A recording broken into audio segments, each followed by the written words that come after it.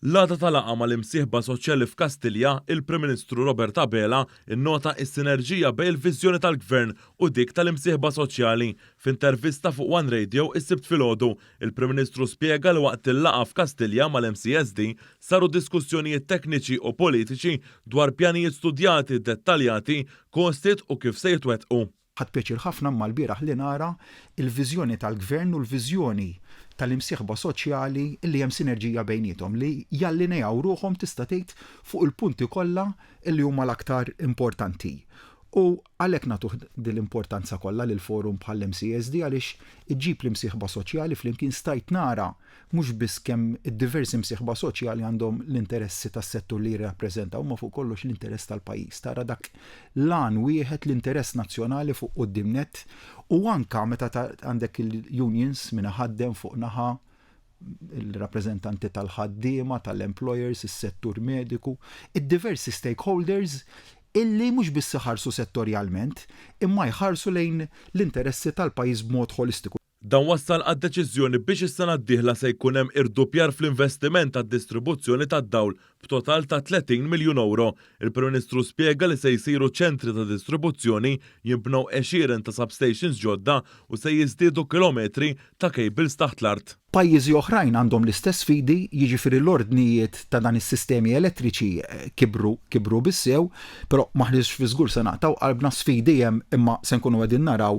kif dawk l-isfidi nindirizzawhom u nagħmlu x-xogħlijiet li huma meħtieġa. Għandna tim iffokat propju fuq l-implementazzjoni ta' dan ix-xogħlijiet magħmul minn nies tekniċi u li jafu s-suġġett sew huwa pjan li mhux naturalment se jitlesta kollu sas-sena d-dieħla, se jkun hemm bidu b'saħħtu, mbagħad dak il-pjan irid jibqa' jiġi implementat b'mod li naraw ngħid li mhux biss nibnu il-pajjiż għal ħtiġijiet tal-lum imma li nindirizzaw ukoll il-ħtiġijiet għas-snin li ġejjin. Fl-istess waqt għaddejja ħidma biex pajjiżna ikollu it-tieni interconnector ma' Sqallija sal-2026 u hemm ukoll il-ftehim mal-awtoritajiet Libjani għall-interkonnessjonijiet rinnovabbli.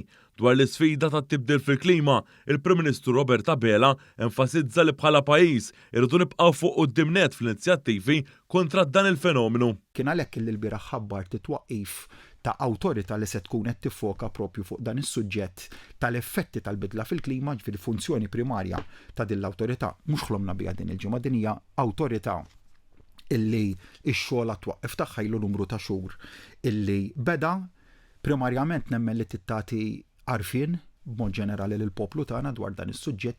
Għalli pajjiżna diġà għamel ħafna f'dan il-qasam, primarjament il-qalba mill-enerġija għal gas filwaqt li għaddej ix-xogħol fuq il-proġett tax-shore-to-ship. Min-naħa l-oħra, il-Prim Ministru qal li l-Partit Nazzjonalista kien konsistenti fit-triq tal-partiġaniżmu. Fil-qasam tal-enerġija nista' ngħidlek b'ċertezza iżda li għandek żewġ ċertezzi mal-Partit Nazzjonalista.